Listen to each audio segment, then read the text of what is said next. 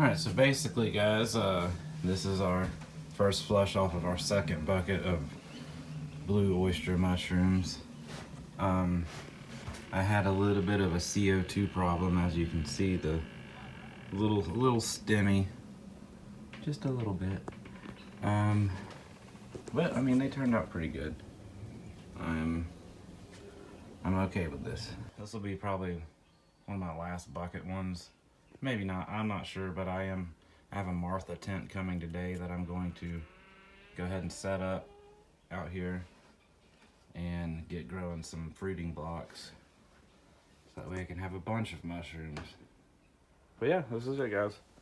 This is what I got out of using grain spawn and pasteurized straw in 5-gallon buckets.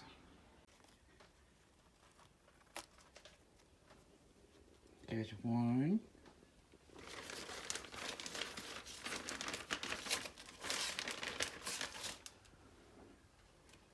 Nice little cluster here. Get into behind there. Yeah, CO2, that's what it does. Makes it all stemmy.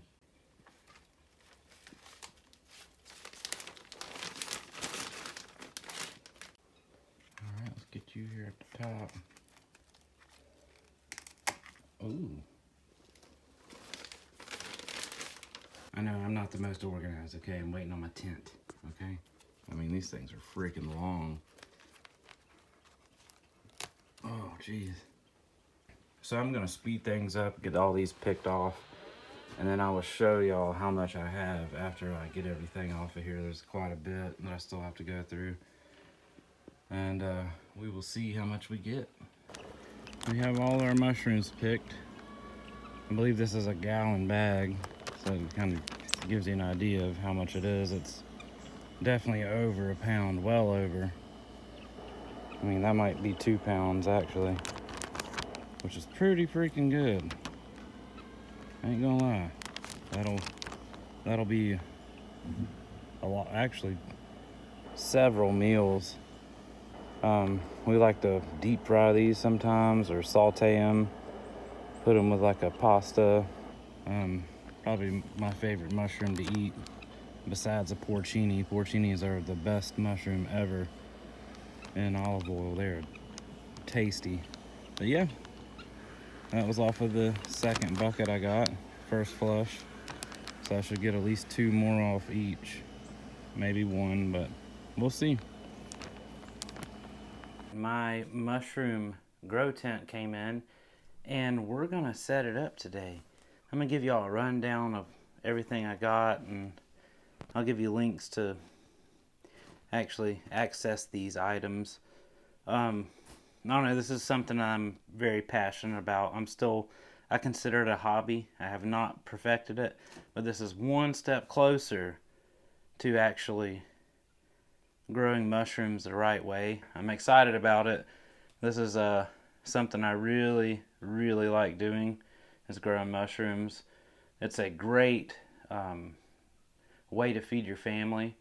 It's very short growing period. I mean, if you have enough, you can constantly have mushrooms to eat. So that is my goal with this, is to just constantly have something where I can provide food and be sustainable, where I don't have to go buy mushrooms in a pack or whatever. Usually you can just get portobellos. That's it. Your white button mushrooms, that's an early portobello. That's a young portobello. It's the same mushroom.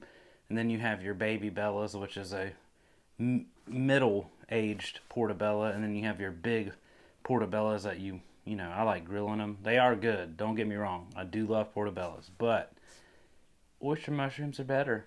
And that's what I've found that I like growing. I have lion's mane going too, but I'm going to have to kind of dial that in. I'm not too sure the parameters of growing that. It might need cooler temperatures or whatever. I don't know. But we're going to go ahead and get this set up so I can start growing my mushrooms better.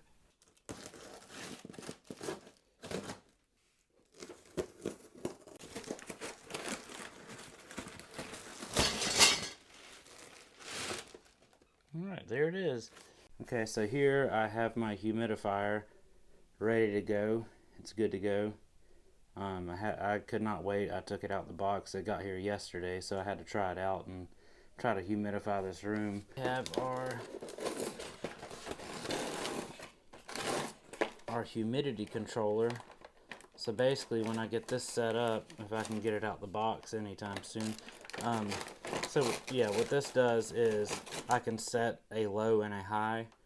So oyster mushrooms, most mushrooms grow between 75 to 90 and maybe more % humidity. So I can set the low to 70 and the high to 90, and that way it never goes below or above that. It's kind of like a medium for that. This is my exhaust fan. This is going to pull air out of my Martha tent and make a negative pressure. It's a, I don't know how to pronounce it, Vivo Sun. It's a 4-inch inline fan is what it is, and it's going to just create a negative pressure. If it still works after that, it's going to create a negative pressure to keep the air clean, and so it has fresh air, and it kind of exhausts the CO2 out of it so the mushrooms can fruit better. Then I have my 4-inch hose here to connect to it. It actually has the link when you go to Amazon to get this, that it's the same brand. So you can just hook it up. It's easy to find. It's right there when you click the link to this. I've had problems with CO2, too much CO2, where the mushrooms get lanky and the stems get bigger than the caps. It's kind of annoying. You still get a lot of mushroom, but it's not the actual cap. And another problem that I had was humidity.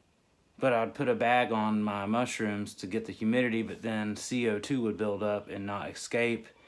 The mushrooms do not grow good with that.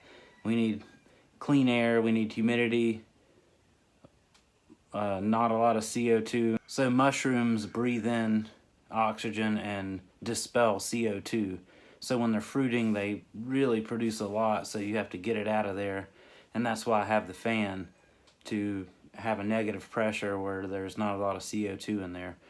A lot of people do get CO2 meters and controllers and stuff, but they're a little expensive, so we're just going to run with this right now and see how it does. I might can upgrade later to that, but we're going to go ahead and start building it.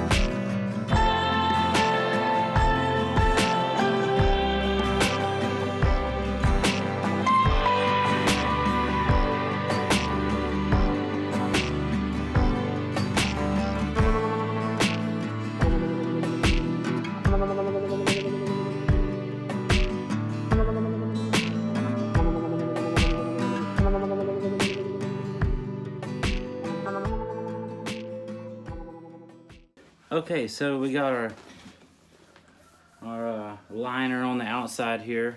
So I'm gonna go ahead and put our little elements that we need, our humidifier, our fan, humidity gauge, and we'll get this thing up and running here soon. So now we're gonna go ahead and get our ducting here fitted and cut to go in here and run out as an exhaust with my fan here. So I'm gonna go ahead and cut a hole and see how it does.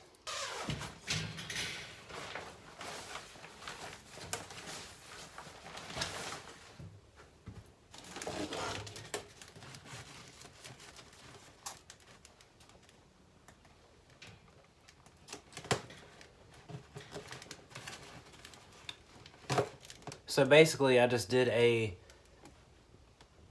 cross cut on this, just so it has flaps, so I can seal it.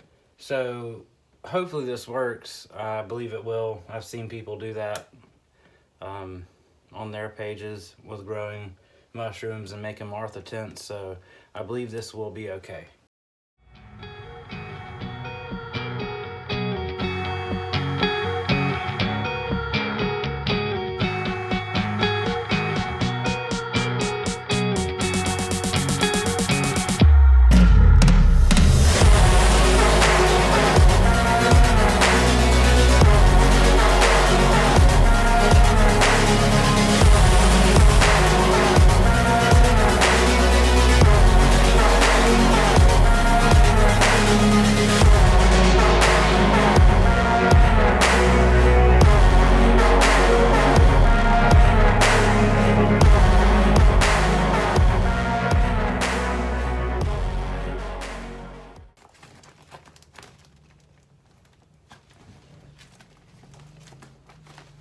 Okay, that seems pretty good.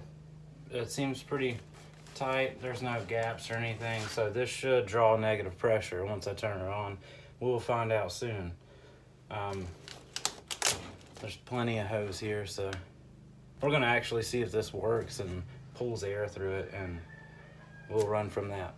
So I'm gonna use this to hook, well, obviously to this side, because the airflow goes that way, so we want to pull it, and I will hook that to this, and we should be good to go.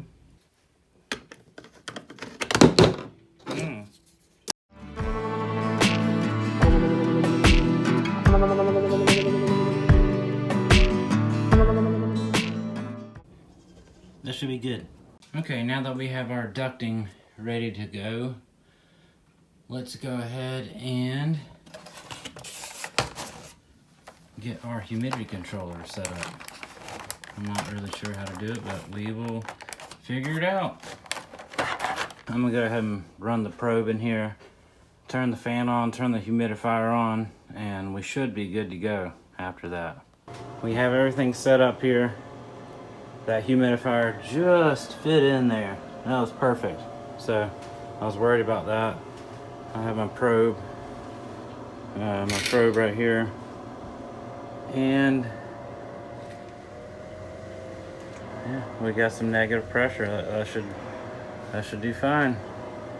I'm gonna get everything in here that I can right now and let it start running. Turn the AC on, and we should be good to go.